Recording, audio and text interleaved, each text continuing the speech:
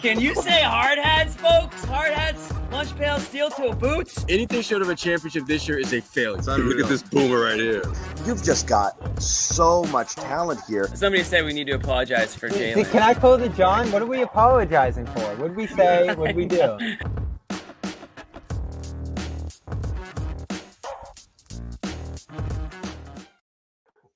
All right, welcome in, guys. Sherrod Blakely, John Zannis, brand new sponsor joining the Garden Report. We'll tell you about it in a little bit, but you're looking at it right now. Nutrafol, little hair stuff. Not for everyone, Sherrod. I heard. Not for everyone. It's not for everyone, but on a main like mine, it works great. We'll get into that. We'll get into the game. We'll look back at All-Star Weekend, and we'll kind of look ahead a little bit, the rest of the schedule and what it's going to look like here. I think, like, in the easiest, simplest way possible to put this, I think this game is indicative, Sherrod, of what we're going to get a lot of down the stretch here, which is, and again, when you're as good as the Celtics, not a lot of teams are going to pose a challenge. I think I counted I think there's 8 contending teams left on their slate of 27 games or whatever it is in this second half, not really a half season, pretty much 2/3 of the way through here. So 1 in 3 games, you're facing a real team, and then, you just got a lot of cupcakes here. So, like, yeah, there's enough on the schedule to, litmus test sort of games. OKC, Denver, you've got Phoenix a couple of times. You're going to play the Knicks. You're going to play Milwaukee late. Those games exist, but you got a lot of these on the schedule as you're just kind of almost sort of coasting to a 1 seed. And what are you going to get? You're going to get games like this. Incomplete games with a lot of highs, not too many lows, but enough to just basically beat up on an inferior opponent, which is what they did here. And here we are, 7-game lead, 7 games up on Cleveland, 9 games up on the Bucks, who you consider to be your biggest challenge, and 44-12, and they're just coasting. It almost doesn't even matter what you do in these challenge games. Those are just like, how do we feel about ourselves against upper echelon teams that we might face in the NBA Finals? And a lot of those teams that they're going to play, those big test teams, are out west. So it's just interesting. But again, you get that kind of first game back off the break sort of vibe where they come out looking good, and then they let Chicago in it, a little sloppy with the ball, a little slow on some rotations. Defense wasn't great in that first half, and then predictably, they're like, okay, we'll try now, and then they, keep them at arm's length, and they go to win. All around, great Derek White game, a necessary spurt of Jaylen Brown offense that carried them for a period of time. Tatum gets a little bit hot when he needs to, and that's basically all you needed. That's all you needed tonight. You got a Cornet celebration and a little Xavier Tillman action. We'll talk a lot about those guys as well, but just kind of overall takeaways on the first game back from the break here. Well, I think what we saw tonight, this is going to feel like Groundhog's Day, the movie, for a lot of people, because I think you're going to see a lot of these games as we close out this portion of the season. 60 wins seems highly likely for the Celtics at this point. When you look at the teams they're playing, you look at how they're playing, and you look at, as we get to the very end of the season, how basically they're going to be home pretty much the entire month of April. And the Celtics, this is exactly what they're supposed to do against a team like Chicago. Play well enough to where you don't leave any doubts as to who the superior team was. Obviously, you're going to have those low stretches where you're just not going to look very good, it's a combination of both the opponent playing up a level or two from what they really are and you playing down a level or two. You're going to have that dynamic. But, Derek White did what Derek White, I think, has done more times than not, and that's give the game what it needs. Tatum wasn't crazy about the way he played. His numbers look better than his actual play. The eye test wasn't nearly as good as his final numbers, 25, 7, and 5. And, Jalen, I thought was good. I thought Jalen, but the only knock I had against Jalen in this game, and it seems like it feels like we talk about this a lot. He'll have a stretch where he's far and away the best player on the floor, and then he'll just disappear. He'll just completely fall off the face of the earth. And it's not like he's all of a sudden starts playing poorly. He just stops making an impact. And I don't know whether it's, him, it's kind of his own version of load management. But the minutes that Jalen plays, he's been very impactful. It's just that he has a stretch where he's just kind of out there. Luis has thoughts. Okay. Yeah. Okay. And Porzingis, I just thought he didn't have a good game. Yeah. No, low key, we kind of ignore this with Porzingis because he's been so great for so many of the things that he does. But you do get to a point. Where. Wow. I know. You get to a point where it's hard to ignore how bad he's been from three. When teams, I'm not going to say discover it, but when that's what they push him more to do, it hasn't been great from there. He has not been knocking those down with enough regularity. Today he had a tough time with Vucevic down low, both defensively and offensively. So, he definitely got a little bit bullied there. He couldn't dominate in the post like he normally wanted for Porzingis, but the shot hasn't been great for him throughout. And I think that's a little bit concerning. And again, when we're talking about anything Celtics related here, everything's going to be nitpicky because, again, we're talking about what can derail them from winning a championship, which is the only acceptable outcome for this season. So you're just going to be looking for these things throughout here. But these games, again, you're not going to read much into it. These are tune-ups. These are all playoff tune-ups here. This is not a super, super important, game for them. No, these games, you're just hoping to get out of these games, get a win, and stay healthy. I mean, that's really the only objective that matters at this point. Just win, stay healthy, and move on to the next one. Yeah. Yep. And that's the thing about this matchup, though, that for me, it's just kind of one of those things I tuck in the back of my mind is the way he struggled against Vooch, who is a very good inside scorer and has developed to be a moderately decent perimeter threat as well. This is the kind of matchup that you'd have to deal with if you play Philly. Only you're dealing with a better version of Vooch, and you talk about Joel Embiid. So for me, it's one of those things that I am absolutely paying attention to because this is the kind of matchup that might give you some insight into what might be the kryptonite for Kristaps. Bigs who can play both inside and out, who basically similar to him, only bigger and stronger. And that's kind of what, if you're dealing with Philadelphia and you got to deal with Joel Embiid, that's kind of what you're looking at. Because more times than not, Kristaps is going to have a mismatch at one end of the floor. And Philadelphia is one of the few teams that has a guy that he will not have that against. And so when you play a team like Chicago with Vooch, he's not Embiid, but he's Embiid-like as far as scoring around the basket and also scoring from the perimeter. And for Porzingis to struggle the way he did, not crazy about that look. Not crazy about that at all. Not crazy about it. And I have to amend my Porzingis stuff because he shot really well in January to bring that average up. But he just definitely looked a little bit like I said, he got bullied a little bit tonight by Vucevic. And he was on kind of both ends of the floor. And that wasn't super great to see, from him tonight. But again, that's a minor thing. Rest of the game was basically, what did you need to do to make sure that this wasn't going to be a slip up sort of game? Scal kind of said it in the game as well. He's like, I feel like this is going to be like a 17-point lead coming out of the third quarter. And it was. And that's kind of what happened here. And so they got hot at the right time and put it together. And again, I just don't have tons and tons and tons to say about this because it's Chicago. They're almost beneath you, right? I mean, it's just not anything that you're super concerned with.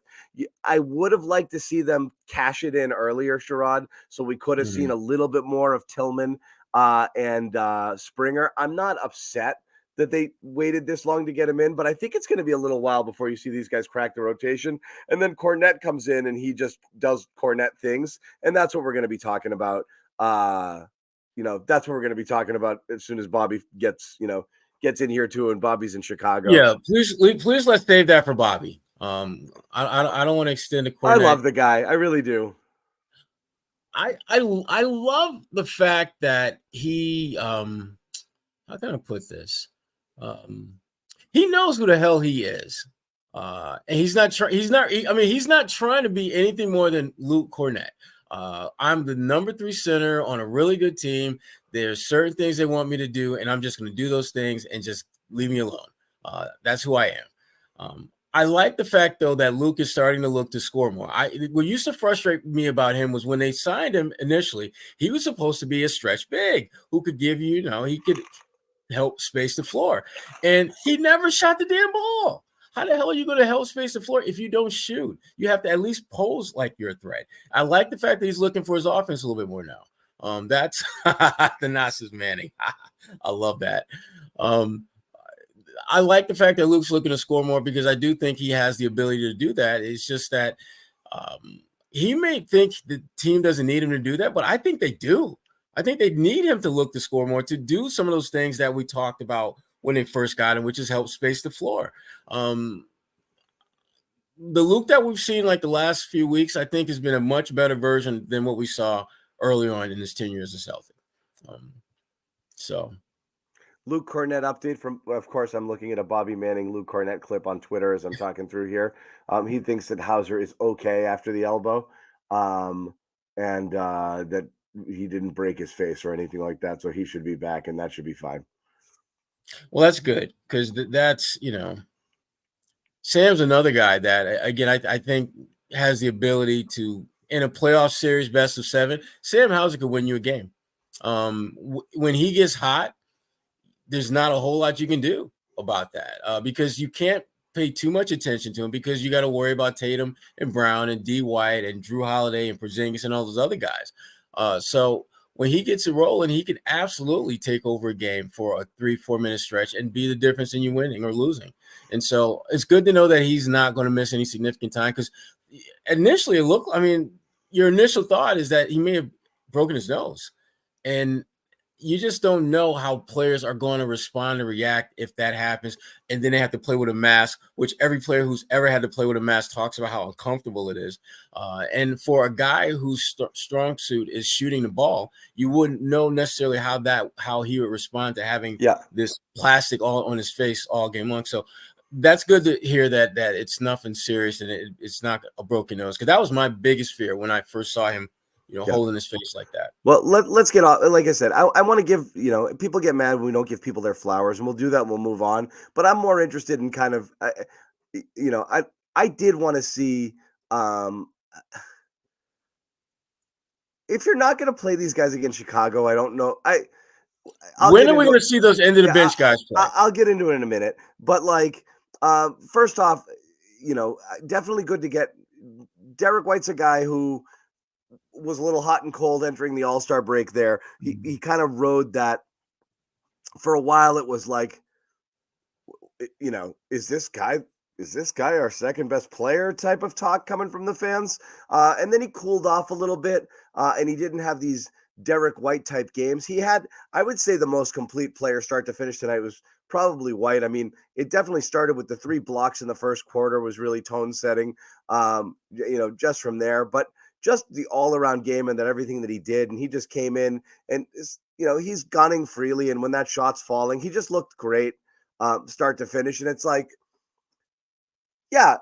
this version, you want the best version of these guys when it matters most. So you're not really going to care with like little dips in and around the season, but this is definitely the Derek White you want to see the rest of the year and entering the playoffs, even after that small cool down period.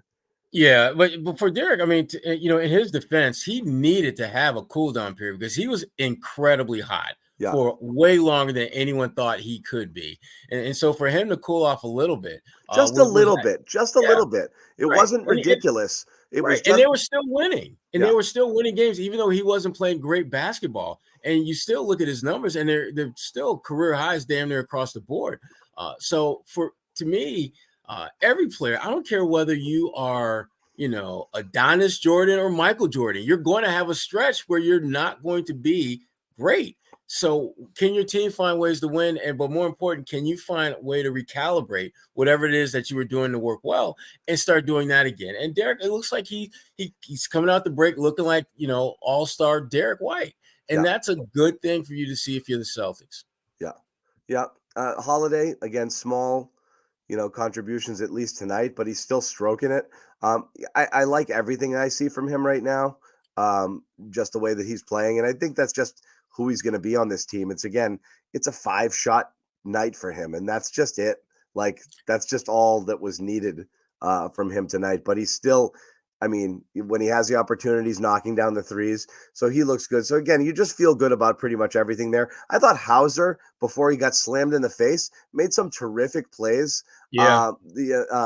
Just the way he got his shots off. He had a nice finish at the rim where he should have been an and one there, but strong in transition. He looked off Tatum, got off a quick shot, on a three. I thought he looked great. And then obviously you had the Luke minutes as well. But, I will kind of ask the question again, what's the goal? I don't actually know when it comes to guys like Tillman and Springer. Is the goal because Tillman did an interview today and he said, look, I'm part of the Stay Ready crew. So they've already kind of told him, that they went through the whole sorting hat process and they said he's in the Stay Ready house, that's where he's going to be. So if that's the case, fine. But if your goal is to see whether he's going to sneak in ahead of Kornet and take those Kornet minutes, and you want that gritty presence and that defensive presence and the guy who you can call on, and, it's not just stay ready, but he'll be ready because he's playing in a little bit. You probably need to find a way to start working him in before he's ready, because you don't have that much time, right? There's only 27 games left. Like, if you're going to use these guys as anything more than break glass in case of emergency, you got to integrate them. If your plan is not, and they are, they might be viewing Tillman as Brissett right now, big man Brissett. If I need it, I'll go to it, and I think I can trust them out there for a few minutes, but I'm not really counting on anything significant. I don't know Joe's philosophy there.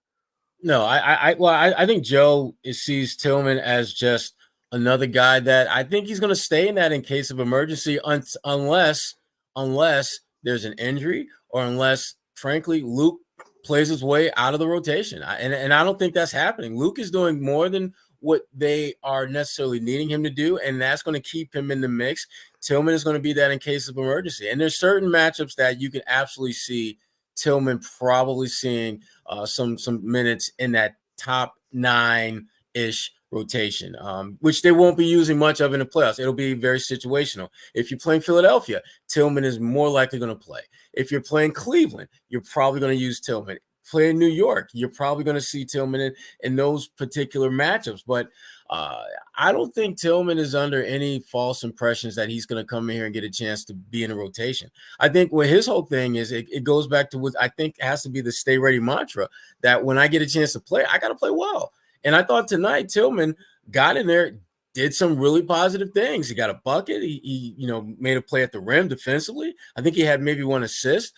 So for him, for a guy that played 2.5 minutes and get a bucket, assist, or block, it was a good start. But to your point, John, you want to see what he can do if you have to play him more than just 2.5 minutes of garbage time. What can he do when Al Horford picks up 2 fouls and Porzingis picks up 2 fouls in the first quarter and you're playing Philadelphia? Are you going to throw Kornet out there to deal with Joel, or are you going to throw Xavier? More likely, you're going to go with Xavier because physically speaking, he's a better matchup. So do you wait till you get to that moment to see what he can do, or do you actually kind of put him in situations on the front end and then get a real sense based on what you see as opposed to what you think you're going to see? Yeah. I do hope that Joe gives him a chance to play some decent minutes. And we're not talking about 25, 30 minutes, but can we get to double digits against a bad team? Like this, I would like to have seen him get in earlier in the game, kind of similar to what they did, a few games ago where you had like our good friend Jordan Walsh get in the game in like the first quarter. I was hoping that we'd see something like that. Just throw him out there early on, see what he does with the regular rotation of guys against, a regular rotation of an opponent, and just see what happens for like 2-3 minutes. And then that's all we want. Yeah, we like new things. Like I wanted to see it, and again, I want to see him play with other players. I loved, even 2.5 minutes, you loved everything you saw. Defensively, the way he was moving with people, he gets a good block there. Offensive rebound, the kick out to the other new guy, Springer. Nice finish and one. He actually had about 5 moments in 2.5 minutes of play. Right. And he really does look like he's 47 years old. It's so funny. But I the oldest 25-year-old I've ever been around. I want to get him in there. Well, but again, it's not. I'm not delusional. It's not like. By no means do I think Brad went out and traded for this like 25-minute, 25 minutes per game guy that it's criminal to not be playing. But I am curious what Brad meant when he got this. Was it like, hey Joe, use him if you want, it's your show? Or did he get him and like, hey, I got guys better than the guys we have, here they are, use them? Like, I'm not sure Brad's mindset in this. When he's getting Tillman, is he thinking like, I got you your third big now, we can feel good about this, you don't have to rely on Cornette as much? And Joe's like, I'm cool, I like the guys I have. I don't really know. I am curious there, because I think if you leave it up to Joe based off what we saw last year, I think he's going to stick with what he knows. Yeah, and I think he will at the end of the day. But I the one thing I will say about Joe that I think as we inch towards the end of the season, Joe as a coach is evolving. There are things that he's doing now that he would not have done last year. Things that he's recognizing that he needs to do now that I don't think he saw as being things to address. And this, I think, is part of that growth. Understanding that you've got some pieces that may not necessarily be what you need to go to every night, but there are going to be times where you need to be proactive and get guys in situations as opposed to waiting till, Joel puts, 4 fouls on 3 on Porzingis and 1 on Al, and then throw him out there for the first time to see significant action. You got 20 plus opportunities between now and then to play this guy, and to not just play him because you think he's better than Luke, but play him to see what the hell he can do. And that, to me, is going to be the value of this final stretch. Is Joe Mazzulla going to evolve enough as a coach to recognize the need to play the guys at the end of the bench, not because you think they're better than the ones that are playing now, but to see whether they might be better fits than you initially think they are? Because Tillman, to your point, John, he looked like he'd been with this team all season. In those 2 minutes, his passes were crisp. He made his presence felt around the rim. He took advantage when he had a chance to score of doing just that without any hesitation, no second thought. There didn't seem to be any part of his game where you thought he was thinking more than just reacting and playing. And that, to me, is for a guy that's just joining a team, that's one of the better compliments you can give a player, that he doesn't seem like he's thinking out there. He's just playing. And for those of us who are watching this game, we want to see more of that, because we want to see whether this was just a fluky thing where it was the right team at the right time and he was put in the right situation, or whether this is kind of who he is against anyone that they play. Let's see what he does if, let's say, you're playing a team like Golden State, because you know what he's going to do against a team. You know what to expect from him against a fully healthy Philadelphia team, a fully healthy Cleveland team. But what about some of those teams that maybe don't have that natural big that you worry about? How does he play against the average NBA team? Yeah. You're going to get lots of opportunities to see that in action between now and the end of the season. And just to address it here, because I want to put this in perspective, nobody's saying there's a crime to not play these guys, and no one's saying that just the fact that that Tillman didn't play tonight is going to be representative of how the rest of the season goes. I'm just curious how it goes, because we're talking about what you're looking for in the back half here. You're really looking to just fine tune it. What are we going to do? Like the wins, you're almost at a point where the wins and losses don't matter anymore. And like, this is like a long standing argument in the chat. And guys in the chat, lay off one another, please. There's no reason. if you think something's a bad take, it's a bad take. But please, come on, be nice to each other. Please, seriously. It's really all about what are we going to do here?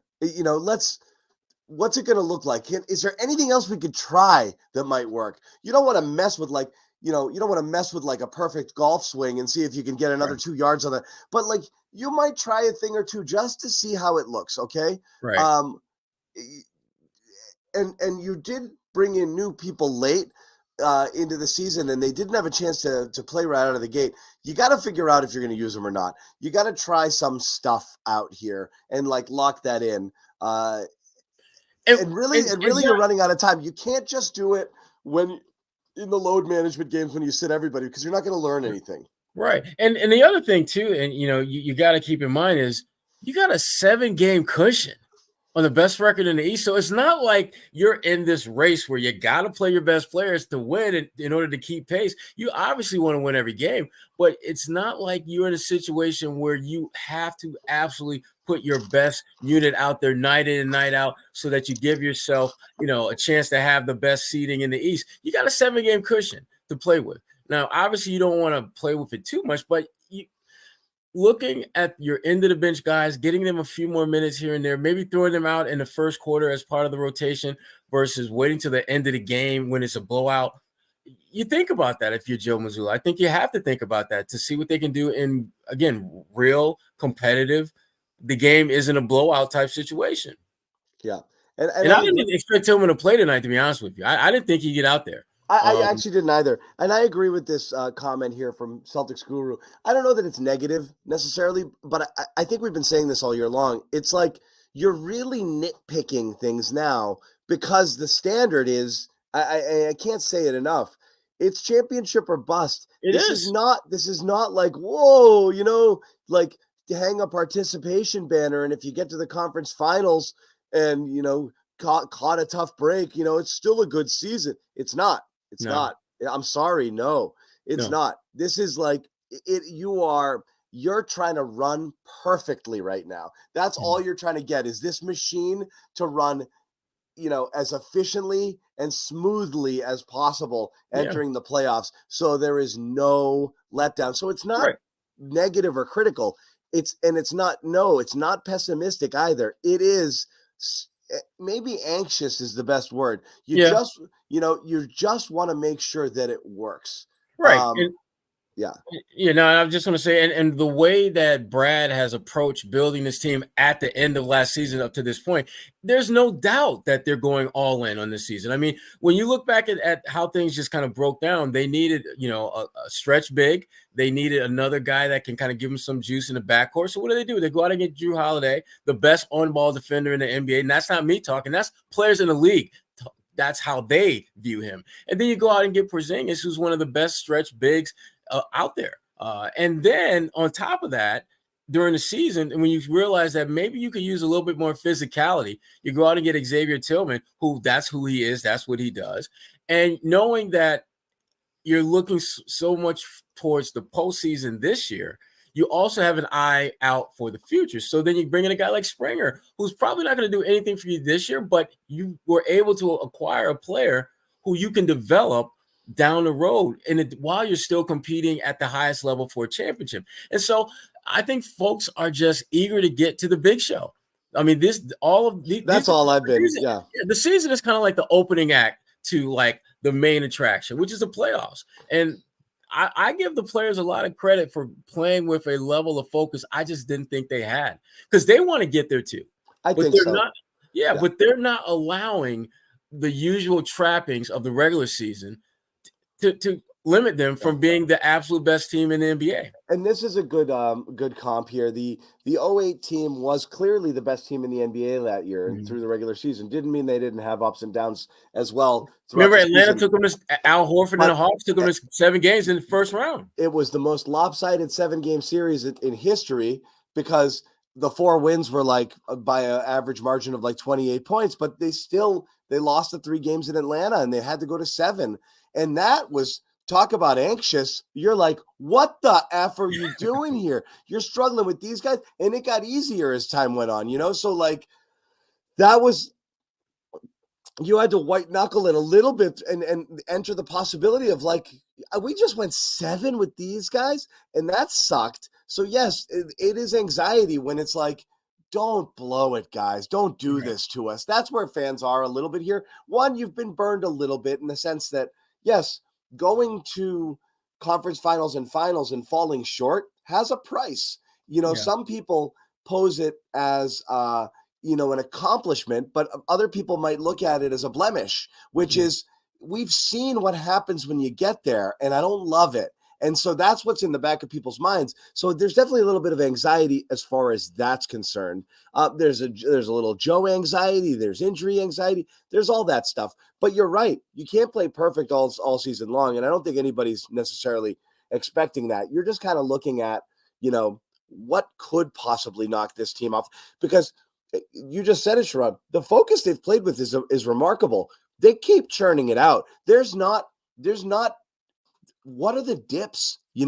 Like not many that they haven't been able to haven't been able to correct throughout the year. They go through a stretch where it's like, I don't love the way they're playing right now, and then they rattle off 7 straight. You're like, well, okay, So they've won a lot of games that they would have lost, and they're playing a lot better, and that's great. So there's nothing you can say about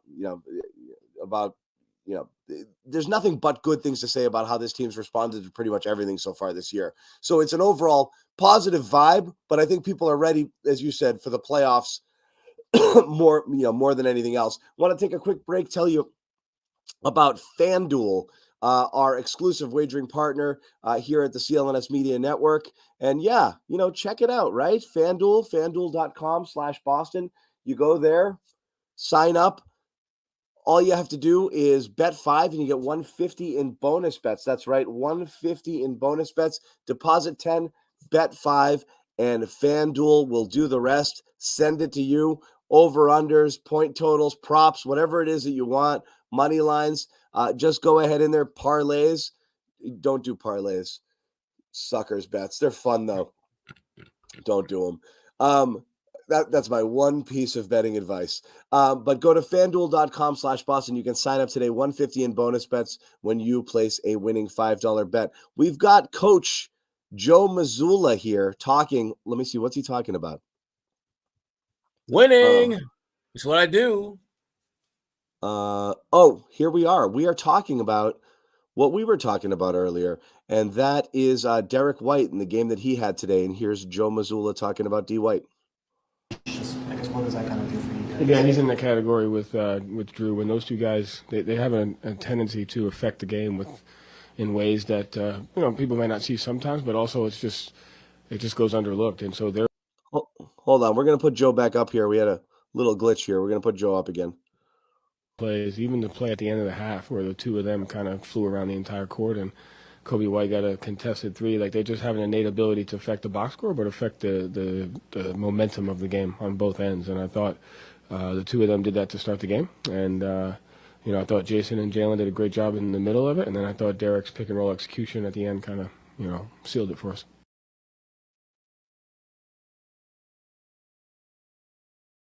All-star break. I didn't know where any of the buttons were. So that's on me. I pressed all the wrong. Joe got tangled. I pressed all the wrong buttons.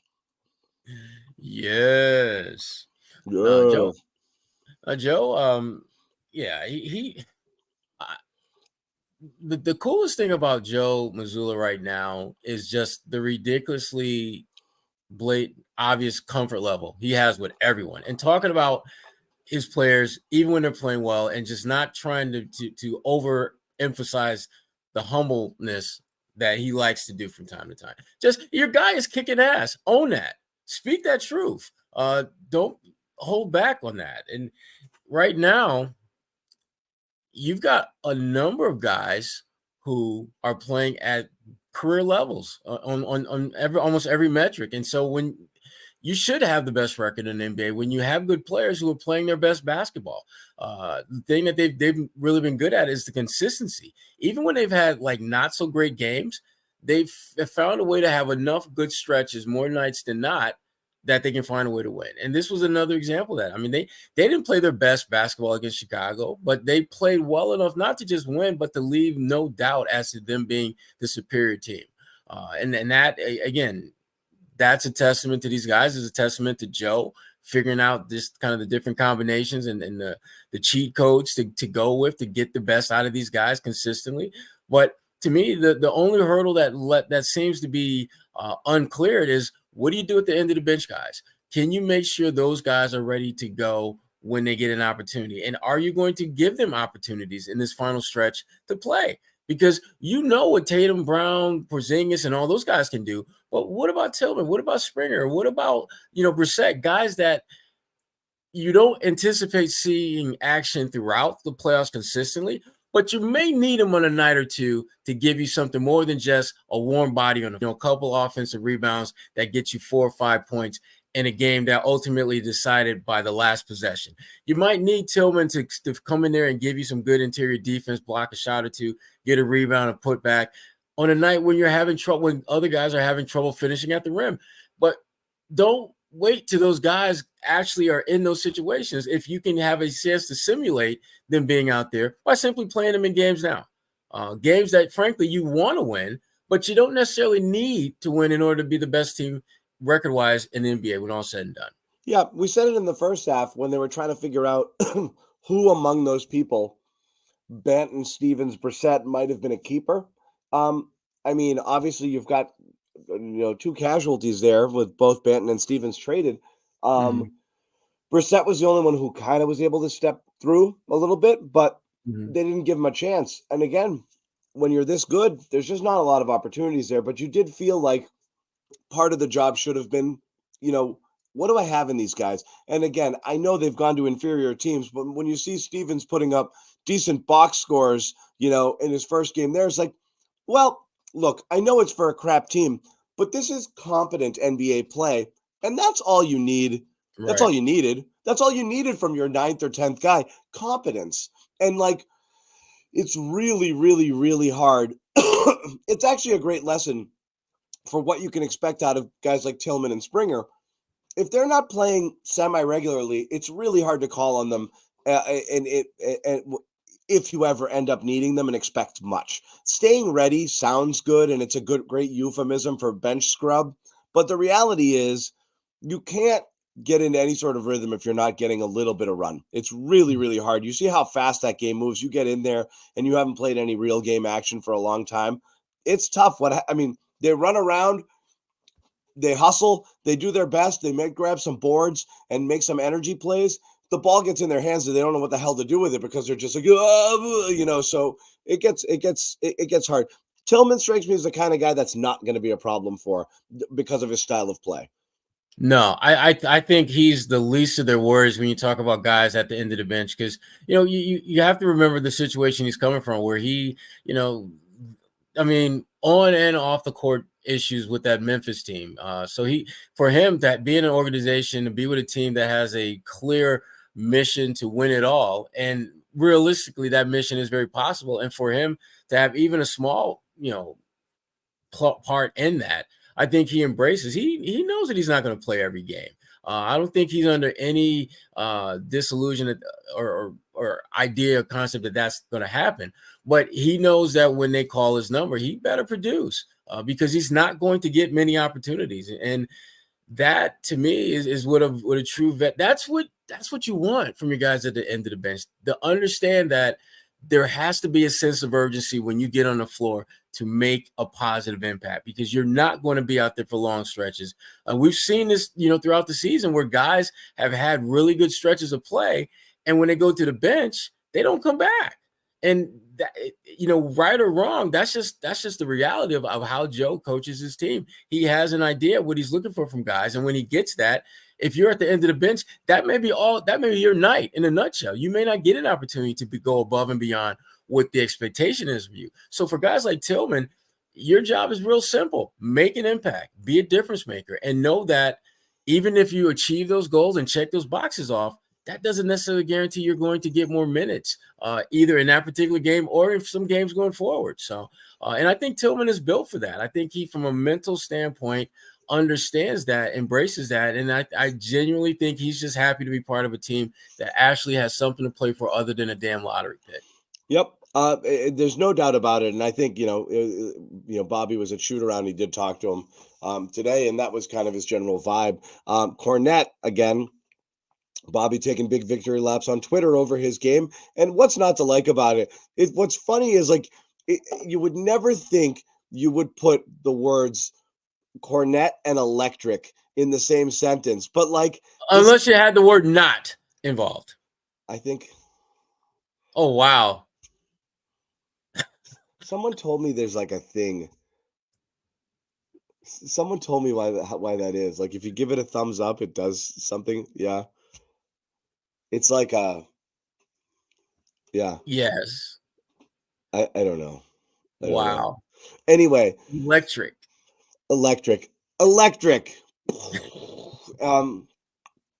But he was, and he's fun, and I love the guy, and I hate that Bobby oversells his importance and then makes me say bad things about him, because that's not what I want to do. But his energy and his vibe and everybody just likes him. I think they like him if he's playing or not playing, honestly, because he's the same guy on the bench or not. Bobby did catch up with him in the locker room, asking him here about the Tillman edition and whether that kind of factors into his mindset, going down the stretch here and how he approaches his minutes. And here's Luke. Added motivation for you, just a kind of competition for you at that position. To be honest, I'm not really concerned about that at all. And we're excited to have Xavier here, and I think he adds a piece that is great for us, especially having the versatility in the playoffs and stuff that's really important. So, we're happy to have him, and I'm excited to have him as a teammate, and I like the element that he brings for our team. So I think it just makes our team better and makes us stronger. And I'm happy to have him and happy to welcome that for our team to be better and have a better chance of winning. Both teams play hard. Bobby trying to stir controversy. Exactly. I mean, what is it supposed to say? No, I don't want that guy here. I think I'm afraid that he's going to take my minutes, Bobby. Come on. I get why you asked the question. And Cornette, he said exactly what you're supposed to say in that situation. But to be frank and candid, Cornette doesn't have anything to worry about, because there's nothing in Joe Mazzulla's track record that would give him that would indicate to him that he has something to worry about, especially if he's doing exactly what Joe is asking him to do night in, night out. So if I'm Luke, I can look you straight in the eye and say, I'm not worried, because my coach has not given me any indication that I need to worry. And we all know it takes Joe a minute to be completely comfortable trusting guys that aren't named Tatum and Brown and Holiday and Porzingis and Al. So there's nothing really for Cornette to be worried about now. To me, it becomes an issue when they play Luke and maybe he doesn't play great, and they play Xavier in the same game, and he does play great. And if it gets to the point where you're seeing 2, 3, 4 games where they're kind of mixing up the minutes and Xavier is significantly outplaying him, that's when you're going to have to start asking that question and seeing if it's asking that question of Joe, actually, more so than Luke. But right now, no, Luke has absolutely nothing to worry about, because he's doing his job. The team is winning. There's a great chemistry and flow and rhythm to what they're doing. And Joe, I just don't see going out of his way to mix that up, unless, again, the play and the performance of guys forces him to shake that up. I'm going to posit that Tillman was more impressive in his 2.5 minutes than Cornette was. But that's just me. That's just me, but it doesn't matter. I would say Cornette is bordering on cocky in that soundbite. Not quite. I know what you're saying. I heard it too. I heard it too. I'm okay. I got my minutes. X-Man's cool, but I think I'm set. Joe likes me. Joe and Bobby likes me. He's right. I mean, he's absolutely right about I think I can get balloons if I do that. Yeah. Thumbs up, fireworks, peace sign, or victory sign balloons. It's a thing. Next, we need to get lemon cakes just flowing up from behind you, John. That's what we need. The lemon. But I love every time if I say Luke and give the double thumbs up and we just get fireworks, that's going to be great for everybody. Yeah. Yeah, that's going to be great for everybody. Bobby is making his way through the locker room. Cornette has spoken. I don't know what it is that he's waiting for. He's waiting on Tatum maybe to do his thing. And as I said, we're going to get into Tatum, Brown, little all-star stuff. Tatum's done a couple of interviews recently. They're interesting. And I'm curious your take on them as well. And then we'll talk a little bit. Like I said, everyone's kind of right now sizing up the East. Who scares you? Who's is it hard? Is it ridiculous to say no one? No, because you're basing it on facts. I mean, the facts are, you start looking at the teams near the top. Cleveland has had a great run of late, but I just don't feel that's a team that I'm concerned about, because I think there are a number of teams, including the Celtics, who could knock them out in the first round if it came to that, to be honest. Philadelphia, you don't know about Joel and his situation, so they become a bit of a wild card. New York is playing well, but again, I'm not really trusting them just because of just their track record of being New York and their best player. No disrespect to Jalen Brunson, but I'm not sure you're built to lead that team. And that's no knock on you. It's just that you're fit. You're like basically like a slightly bigger version of Isaiah Thomas. And as much as I love IT and as much as I love Jalen Brunson as a player, I'm looking at Tatum, I'm looking at Brown, I'm looking at Al, I'm looking for there are just too many weapons on the green side of this equation that makes me not fear the Knicks. And beyond that, the team that I worry about, and not so much beating the Celtics, but just making them work harder than I think they would want to early on, is Indiana. I don't want to see Indiana in the playoffs. And it has nothing to do with them beating the Celtics and everything to do with them forcing you to go deeper into your bag of whatever than you should in the early goings of the playoffs.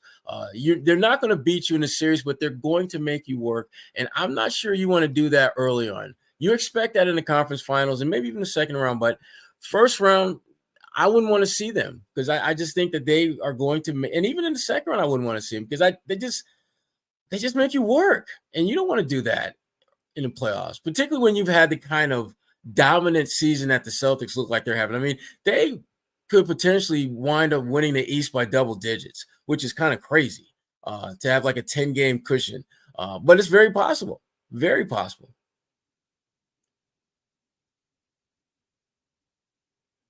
You are on mute, John, I believe.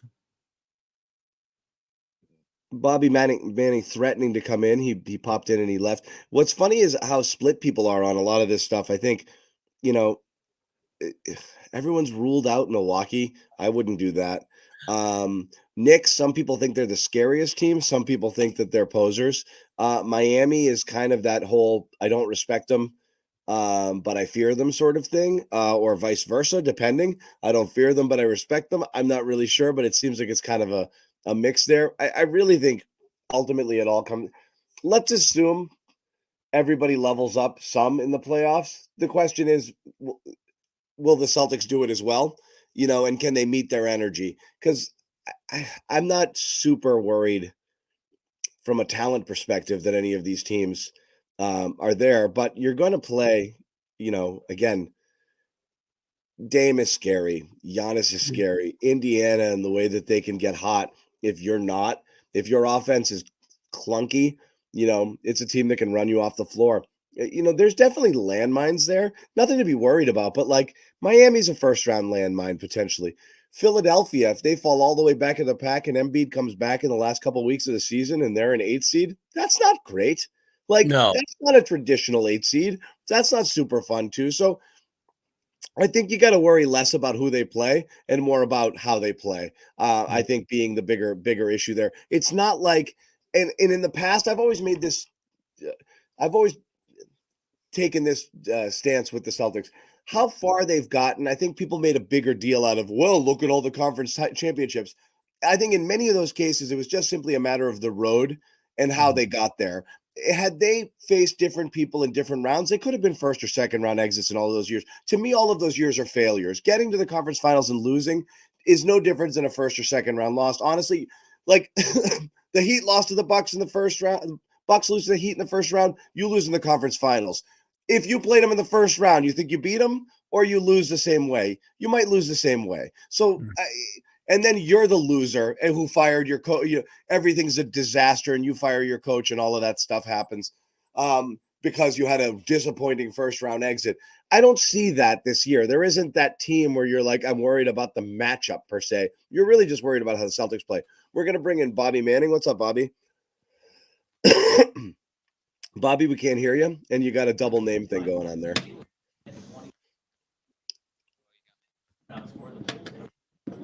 Volume. You got me?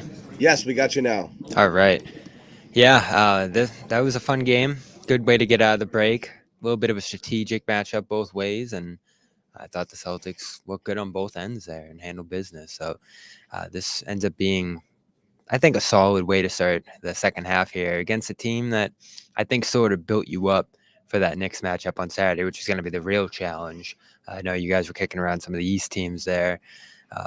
This Bulls team, I think, is starting to creep into that category of potentially annoying first-round opponent that I think challenged them in a lot of ways tonight. Kobe White's tough. I thought he really had Derek White working throughout. The double big thing, Porzingis' fouling in this game against all that size, I thought was a challenge for the Celtics here too. So, they had to sort of scheme their way out of this one, defend harder. I mean, they had some awful defensive stretches in this one, and they made some adjustments mid-game as some of the guys were talking about, and Joe led the main one, apparently. So this is a good win. I think the Bulls, this is a completely different team than the one that the Celtics blew away in that tournament game earlier this season. So I was pretty impressed with the effort in this one tonight, despite some real lapses in the middle of the game. I love the start, forcing all the turnovers, the million blocks, and love the finish, going up by 20 and basically slamming the door on them. So this is a good one. And, some good stuff out of the post game and all that too. Sounds like Sam's fine. They were joking about that. And, I think Tatum's still caught up a little bit on the MVP thing. And I think it's time to probably stop talking about that. Even, you do get asked and you do answer. But I think that's probably time to move on. Why do you say that? Did that come up again tonight? Yeah, Bobby. Elaborate. Yeah, he got asked again and went on a little bit of a soliloquy about how he doesn't have to be first in the race, but he didn't like what ESPN said about losing in the finals 2 years ago, eliminates from the races. I believe Brian Windhorst was talking about. I didn't see the clip myself, but I think that's what he was kind of getting at, or the perception is that is what's keeping him away from ranking higher in that race. And listen, John, I'd probably have him third, fourth. I think that's fair. I think consensus is probably a little lower than that. I think would he come in the straw poll like fifth, sixth, or somewhere in that range. So he's not going to win. I mean, there's just too many gaudy numbers at the top of the race. Jokic does too much for that Denver team. So that's what's really stopping him here. I think he has a comparable case to Shea. I don't think you take too much away from him for being on a loaded team, because oftentimes this award goes to best player on the best team. That's what he is here. So I do think that's what bumps him up a few spots for me over a Giannis, over even Luka, certainly, to me. Yeah. But he's behind Shea to me. He's behind Jokic definitively. Regardless of that, it's less about where he ranks in it. And I'm going to put this up, and this is Ben, First to the Floor, terrific podcast coming up right after the Garden Report here. Tune into the Aussies, Ben and Jake, for some more basketball talk. Look, this is a fair thing to say, Ben. Yeah, that's what I said too. But there's also really easy ways to answer this to kill the narrative. If you don't want to talk about it, just say, and I mean, God, this is just 101 stuff. Just say, it doesn't matter. I don't care. I just want to win. We just want to win. Talking about it, you're speaking it into existence. Lots of questions get asked and they don't become narratives because people just bat them away. This is a real easy one, but every time it's answered, there's a little weird victim mentality going on here, which is the league's down on me because I'm being penalized for losing. So I guess I have to win. And maybe, maybe if I win, then I'll get MVP consideration. Just swat the question away, man. Here's the It's thing, not that though. hard. But here's the thing. Here's the thing about that, John. Because me and Vinny Goodwill from Yahoo Sports, actually on podcast last week, we talked about this. And Vinny had a theory. And the theory goes something to the effect that Jason Tatum has been at a certain level forever. It seems like since he's been in the NBA. And he really hasn't taken his game to a significant level higher than that. Not that he's been, because He's Tatum been so good for so long, right? Exactly. It's to the point where people are like, they discount him as an MVP because he's just really good.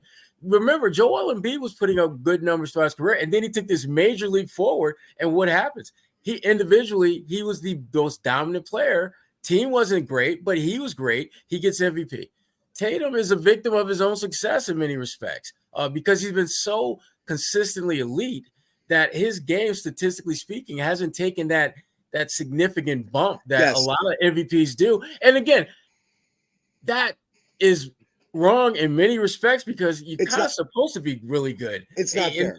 No, it's totally not fair. And so I get when he brings it up, but he falls into the victim lane, which I hate to see that. Talking about it tells people that you care about it. You do care about it. And absolutely. That's the point. It's not that, it's so easy to say the media is asking, what's he going to do? Not answer it, bat it away or lie. It's such an easy thing. Like, how many athletes have been asked about individual awards in the history of sports, even ones that were runaway winners, like they knew they were going to win, and just say, we're focused on one thing, and that's winning. Individual awards don't mean a thing. It's like, just write it on a notepad, pull it out of your pocket, and just read it. Or else you're opening up or else you open up the conversation to like, wow, he really is thinking about this a lot. Like, you just leave it. It doesn't, even if you do care, leave it alone.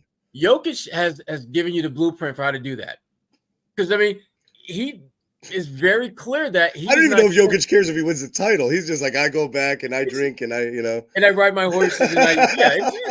Exactly. And, but that's the blueprint. If you are seriously not wanting to talk about that, or you really don't care about that, that's how you do it. You absolutely shoot it down every time it comes up and make it clear that you care about winning. You don't really care about that other stuff. It's pretty. He wants both. I think that's pretty clear. He does. However, look, again, this is simply just from a fan perspective, because I'm not saying I've always pushed back on the Jason Tatum is selfish thing. I don't believe he's chasing stats.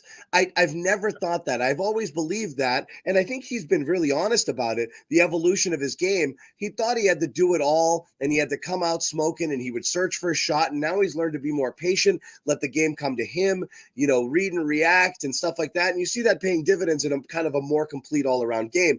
But I've always thought in the past, his flaw was that he thought like that's how he could best impact the game, to just go off, to just be top 5 Tatum. And yes, I do think he's concerned with legacy and this and that, but it's a little backwards, the thinking, right? Of I guess I have to win to be considered MVP. No, shouldn't you just want to win to win? And if anything else happens, that's great. It's like, I want to be great, but I guess I can't be great until I win, so I'll go win. It feels backwards. It should be like, no. I just want to win first, not I want to win so now I can be considered, an MVP caliber guy. I don't know why that needs to. Everybody's fueled by being great. Everybody's fueled by being the best, and everybody deep down wants to be the best. But it is a strange bordering on obsession. It feels like, where I think he's very attuned to it. I'm not saying it's his biggest thing, but it is interesting. That all of the talk with it and feeling like he's being unfairly criticized for losing and this and that. I mean, I don't know. Like I said, you could live without it. Yeah, I mean, in totality, you have heard him say that the championship's more important. And I believe that too. It's just he's wired this way to think about. I don't know. Yeah, there was just something about that single slight that he didn't like. And again, I didn't hear the comment in full. I think it was Windhorst who said it. I think that was more just about the perception of him. And I do think Windhorst's comment rings true in the sense that when Tatum lost that finals, it became a big hit on him because of the way he performed. And then I think he just ended up under a bigger microscope. And, if we're talking about the reason that he's not going to win MVP. Yes, as both of you said, he's not stacking up the stats the way some other guys are. He's not the center of the universe that a guy like Luka is, and those usually end up being big factors in who ends up winning this thing. But I also think, he does get a strike for being on the best possible team, and that's probably not super fair. And there's an inconsistency factor, I think, with him a little bit too, that is fair in that, even in this game, John, what was he? He was sitting at like 7 points through like 2.5 quarters. 2 for 7 shooting, something like that to start. That in and out thing with him, and we see it less now, but games like that Philly game last year, you start 3 of 13 or whatever it was in that game, or 1 of 13, game 6, turning around a dramatic way, as you said, John, by just going off. You need a more complete profile here, and the standard is high. Winning MVP is an enormously high standard. You got to be able to do it all the way that Jokic can, and again, that's an enormously high standard that's set by a guy like that. Maybe in a different era, he has a better shot at winning an MVP rather than playing alongside a guy like that now. But that's still the biggest thing, right, John? The consistency factor. Like, he has to come out and put up gaudy numbers every night and be productive and consistent, and that's just the standard that the guys in front of him set. So I don't know, like, what will get it done, you think, for him? Nothing. That's the point. I think the reality is this: he's going to be, Sherrod put it this way, he's been an outstanding player pretty much at this level now for 3 years, 4 years, first team all NBA type guy. And that's where he lives. And I think that's where he'll continue to live. He might not ever get the gaudy stats. And part of the reasons behind it is because now he has a better team around him. Like, there could be a version of Tatum 5 years from now if the Celtics take a step back 4 years from now when they have to kind of reload on the fly, and he's the only guy on the team, and he might get his 34 points per game on a team that ends up as the second seed and might get an MVP there, but the team's probably going to be worse for it. Reality is, and we've said this about Tatum from the get-go, best version of him is 26, 10, and 7, and that can win you an MVP, honestly. Like, I think you got to not worry about pouring it entirely into, the points. And I'm not saying necessarily is, but the best version of him is the one that takes a step back offensively to make his teammates better. People will recognize it because he's playing good defense this year. And he is a more complete player than some of the other stat hounds, not all of them, but, certainly someone like Luka and guys who just put up, there's certain people that, there's some empty calories behind some of those stats that they put up there. Or, I'm not gonna say Embiid's a force, but also he's the whole ball game over there. Not entirely, but they lean on him so much. So yeah, you want saying having a Jokic stat line is ridiculous because no one's doing that. No one's doing that. No one's doing that with that level of efficiency. But at this point, Jokic can be MVP every year. MVP LeBron was like a 27, 9, and 8 guy, 27, 9, and 7, type of player. It's going to be hard for him. It's going to be hard because they're better when he does a little less. It's a fact. When they share the ball and when they work it through and let everybody get involved, or when he's trying to involve his teammates, they're better. So it's hard for him. I think he's stuck a little bit. At least for the next couple of years, around a team that doesn't need him to go off for 30 plus every single night. And he's still putting up really outstanding numbers. It's just probably going to be short of MVP. That being said, I think he will get some consideration because I think people will look around. Embiid goes down. Jokic is going to get a crap ton of votes, but there is some Jokic fatigue. I think Tatum statistically might fall below SGA and Luka, certainly in the points per game and this and that, but he's going to get the best player on the best team nod and might get more consideration than I think people are thinking. A lot of people are saying 5, 6 here. I think he finishes top 3 this year for sure. I really do. I have him third right now. Yeah. I think he'll be 3. I think he finishes top 3. And you look at what's going on with Luka, it's impressive production. But he's got the plus minus. They're going to have the wins. They're going to blow away the competition. And you're going to be like, how are we not thinking about this at least? So I think he's going to get some legit consideration. And you're talking about like one injury to like a, somebody, dropping off and falling behind a 65 game threshold or something to vault him up. I don't think it's ridiculous. The bigger story to me is that it's on his mind, and it's something that's been talked about quite a bit. The face of the league stuff, that article been out there. Who cares? Is that something that what's a big benefit for him now going forward, though, is the fact that you're going to factor in availability in games played, because yes, you're eliminated if you fall below 65. But in my mind, if you're playing, I don't know what he's on track for because he's resting a little bit more this year, but 75 plus, certainly. I think that's a big stat in your favor if you're him. And he's consistently a guy who's capable of playing 78 plus, 80, even 82 if he really needed to. I think he could do it. So I think that works in his favor now too, where the NBA has actually started to emphasize that as part of your case. So I go back and forth on it. Part of me early this year, especially when he had that hot start and then tailed off again, it was sort of the same story as last year. He was the MVP for the first month and then he tailed off. Same thing last year. That made me start to think, oh, he might just be in that mix for a long time at least and never quite get there.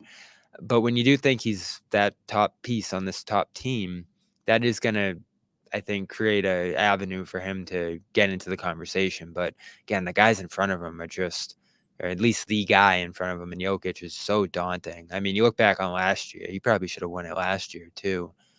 So it's like the Jokic award at this point. Can you do something that compares or competes with what Jokic is doing every year? And it's tough. It is. Sorry, I muted myself. Nobody can. It's all going to be Jokic fatigue, if anything. And that's kind of what happened last year. Yeah. It happens to the great ones. I mean, it happened with Michael, happened with LeBron. It's just the reality of when you're that great and you're consistently great. Yeah. Which is, to me, that's the calling card of Jokic. Not that he puts up these numbers, but he puts these numbers up every night. Yeah. And he does things no one else can do. No one's capable. Speaking of consistently great, we're going to talk to you a little bit about Nutrafol. You guys know anything about this? I'm starting to hear. Yes. Not as much as you guys know about it, but I know a little bit about it. Sherrod, like I said, not everything's for you, my man.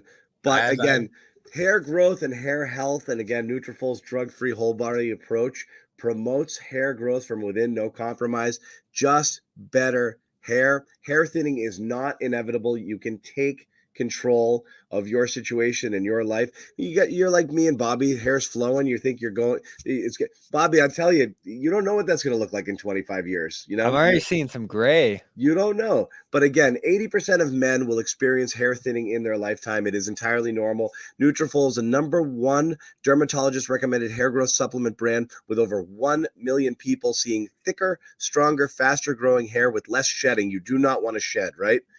Right? I want a hypoallergenic reporter, Bobby. I don't want you shedding everywhere you go. Physician formulated using 100% drug-free ingredients. So take the first step to visibly thicker hair. For a limited time, Nutrafol is offering our listeners $10 off first month subscription. Once again, $10 off first month subscription, free shipping when you go to Nutrafol.com/ what do we got here? Men. /men. Men. Nutrafol.com/men and use the code GARDEN. Once again, $10 off. Nutrafol.com/men. Use the code GARDEN. And better I used help. to watch that show. So, by the way, I know we're still talking about the game a little bit here, but I do want to get into some All-Star Weekend stuff too. we will let you do that a little bit, and then Sherrod, it's going to be Sherrod's bedtime. Well, Sherrod, I'll throw this at you because I could probably name my top 5 moments. Bottom 5 moments probably a little easier because I didn't love the weekend overall. But definitely in my top 5 was running into none other than Isaiah Blakely one of the nights after the games. TD1, my guy. It's great to see him out there. I haven't seen him in a minute. So he was doing his thing. I guess he took off before the game, which was a smart move.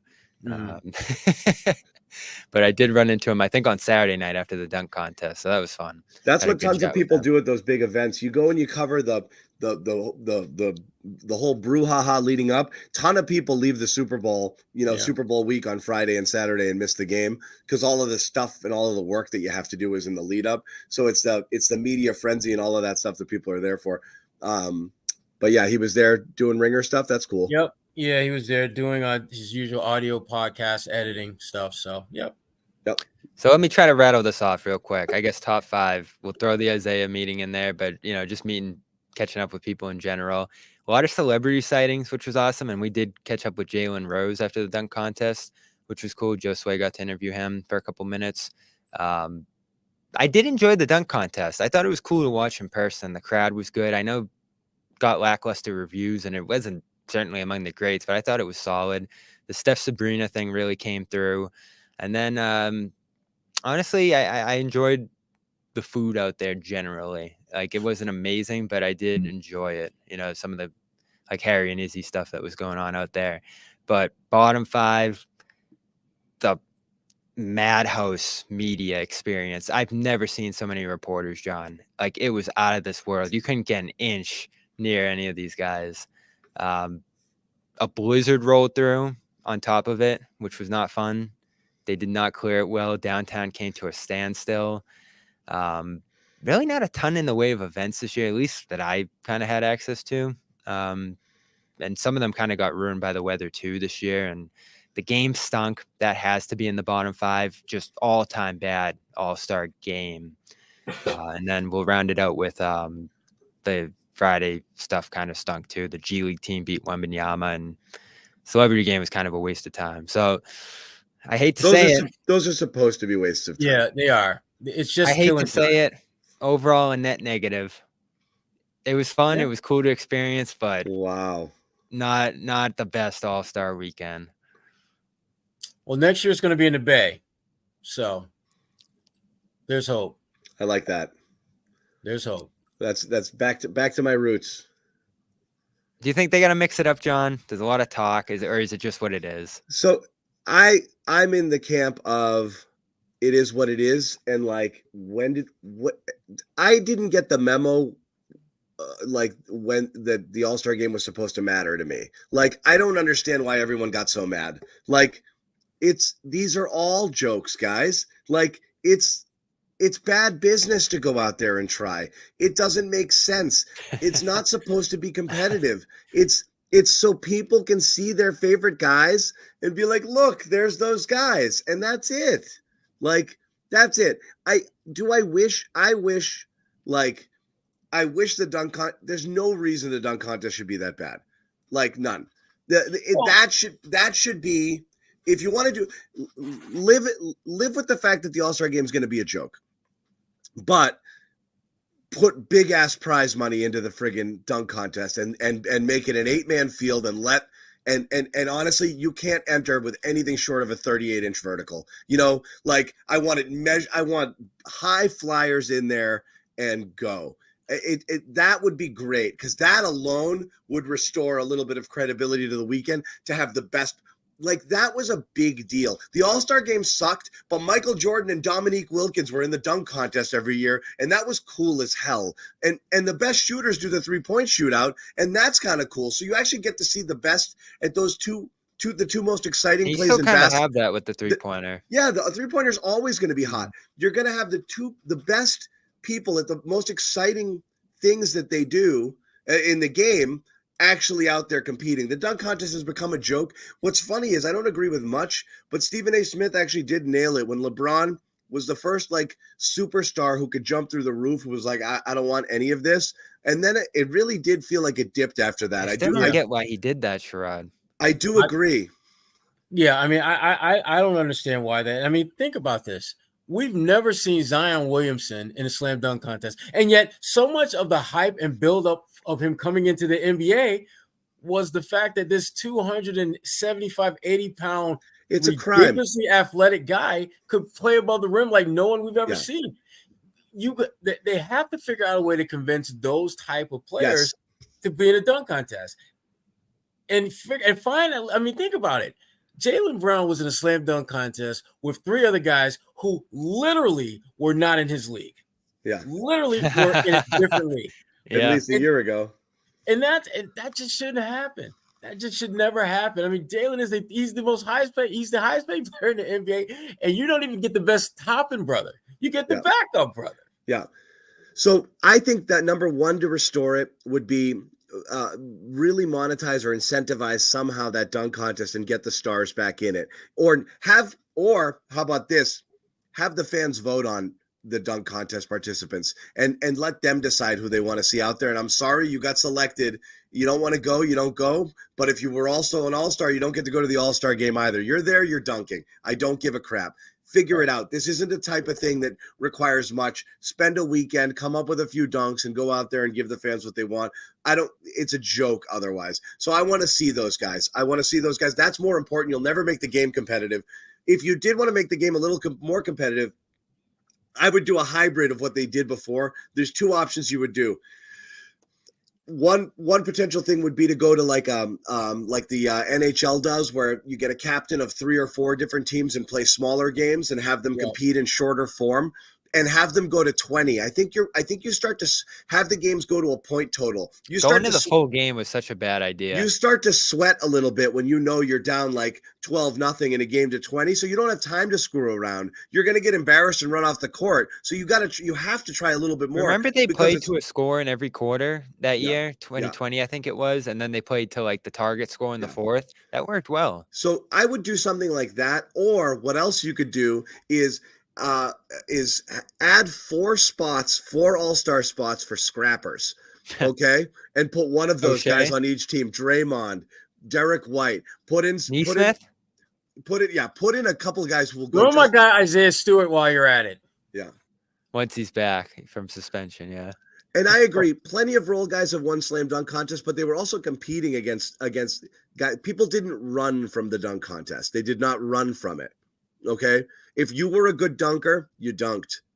That's just what you did. And they don't anymore. So it's not just stars, but yes, it's people who are known for this. And had anybody seen Jaime Jaquez dunk before? Like, no. No, I and as many times 2 G Leaguers was ridiculous.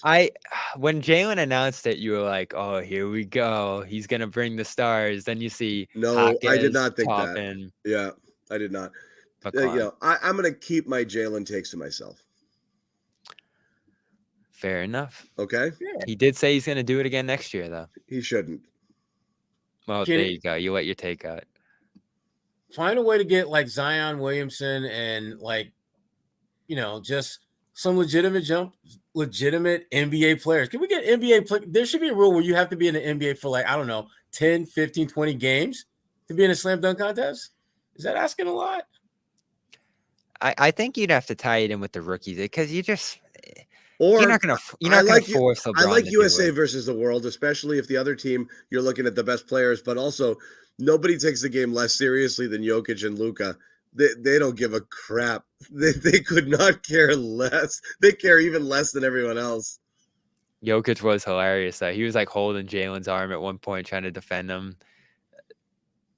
He threw down that reverse dunk attempt at the end. He was just goofing off the whole time. It was funny though. Yeah. But yes, I want Ant to do it. That will be, I mean, Anthony Edwards, Zion Williamson, it's got to be the younger guys. Like maybe it's like a rookie rite of passage or something. Like the top picks or whatever have to do it, or you just once. I don't know. There's got to be something like you're not going to force LeBron to do it at this point, and the older veterans. Don't want to see LeBron do it at this point. Yeah. No, not anymore.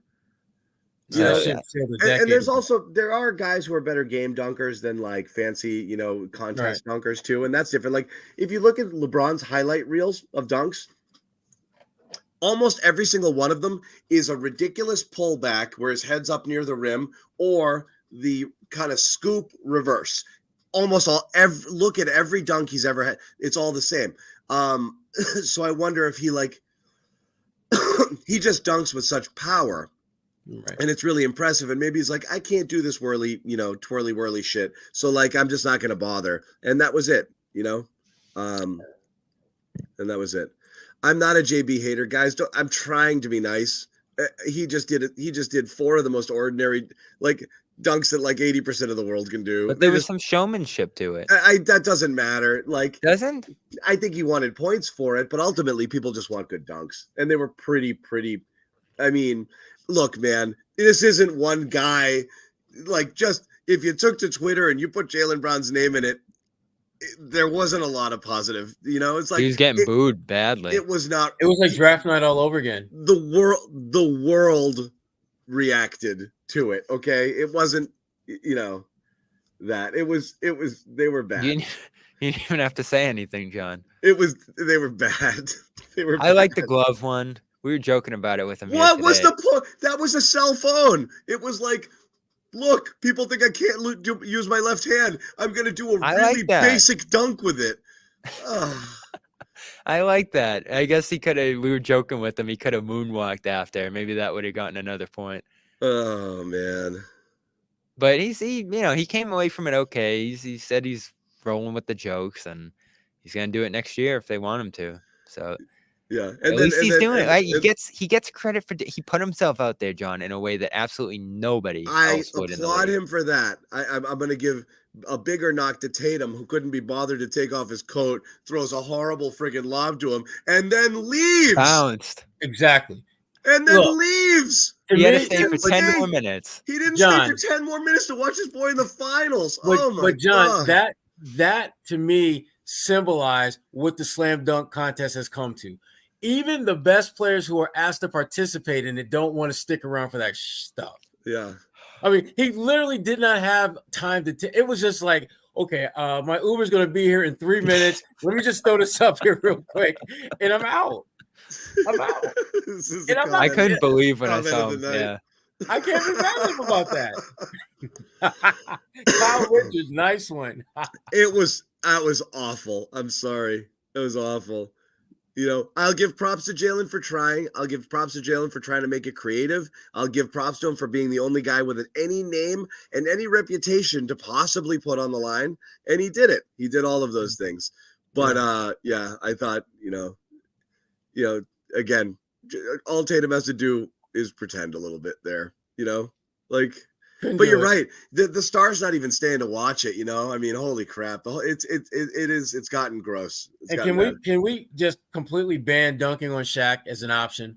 How many times are they going to pull him out there? Not apparently every damn year that they have this. That it's stop. Just stop. Yeah, and that's it. So, yeah, those are brief thoughts. It wasn't, like I said, I think Jaylen did handle it well. I think he definitely caught some heat. I think he, jumping over a 5-foot guy in a chair. I think he definitely. Why did he try to do three things? That was so. He definitely memed himself there a little bit. Yeah. And Tatum didn't help him. I don't know what. Tatum didn't help. Yeah. Tatum didn't help at all. And then the slippery floor.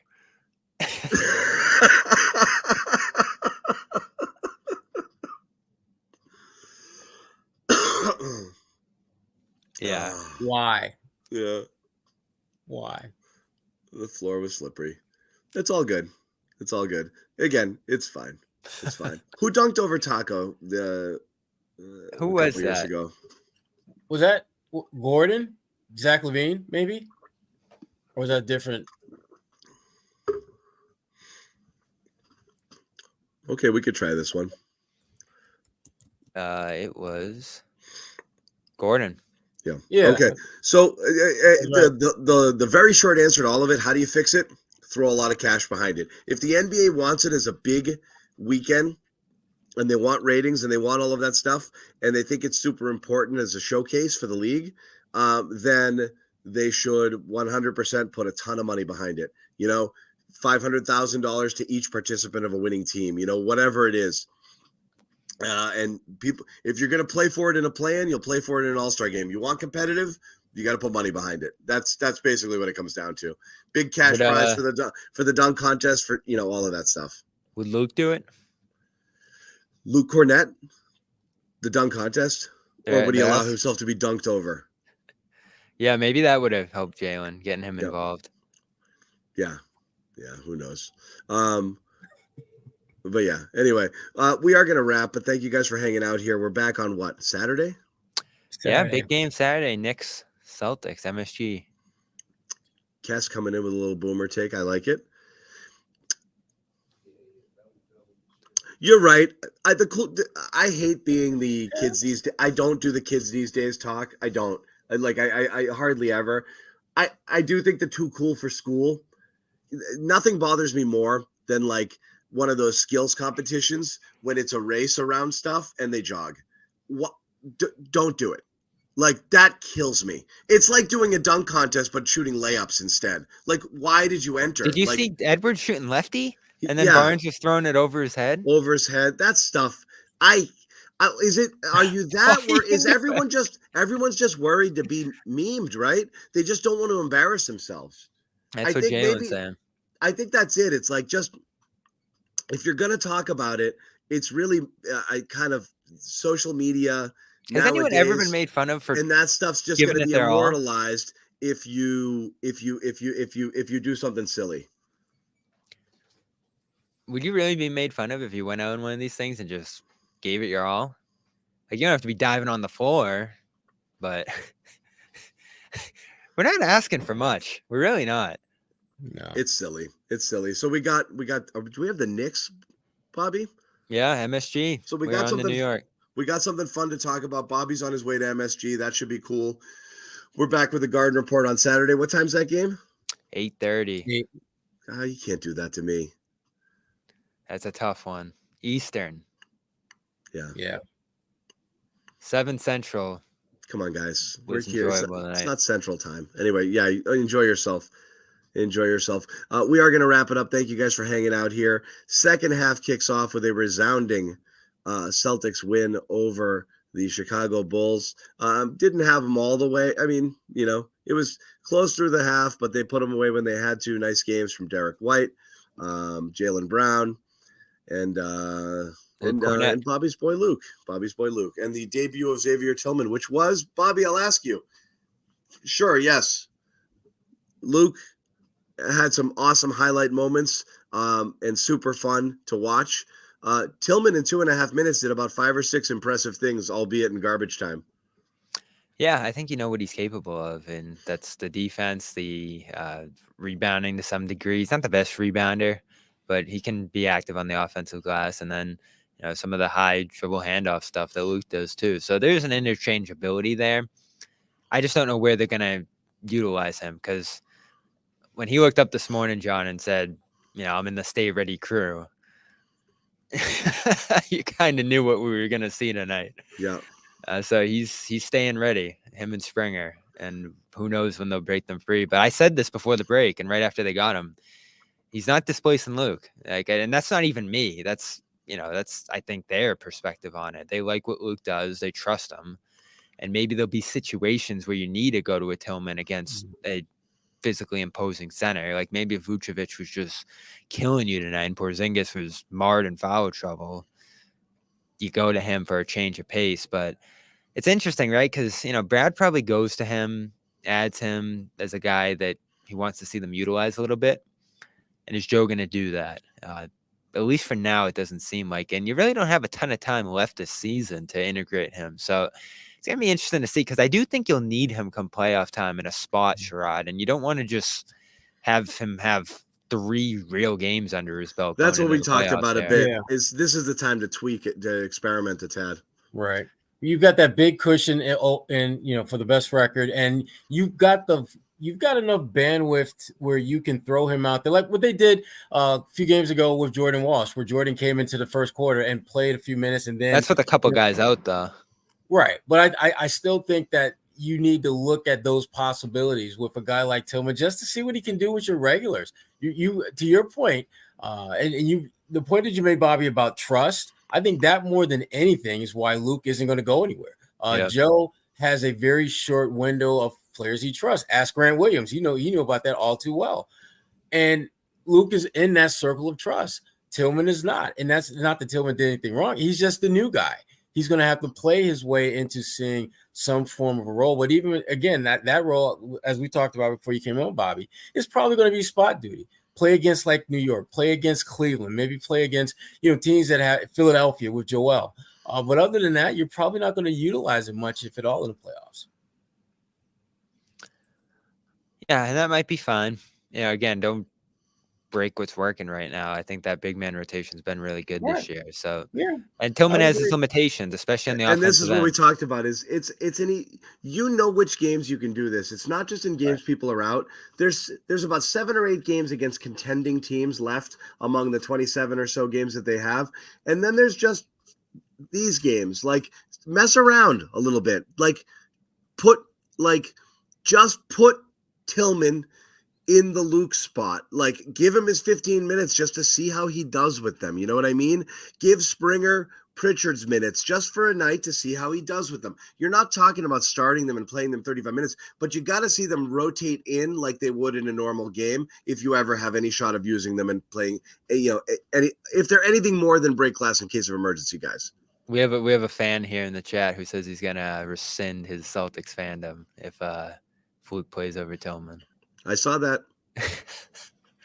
Wow. I saw that. Yeah. It amazes me. Yeah. Anyway, we are going to wrap it. We'll see you guys on Saturday. Thank you very much for hanging out. Thank you to Amit behind the scenes, making it happen as always. Hardest working man in the business. We will see you guys back here on Saturday. We should have a little bit more of the crew in place and should be a good one. The new still no Randall. So you're not getting the full Nick experience, right? Yeah. No. OG's out too. Yeah. So you're not getting the full Nick experience. This is another problem too. Some of those games you just might not get. You might not get it. You might play some of these teams without some of their guys too, but we'll see. It's always fun in MSG. It's a good environment. Celtics Knicks. We'll be back on Saturday. Thank you guys for watching.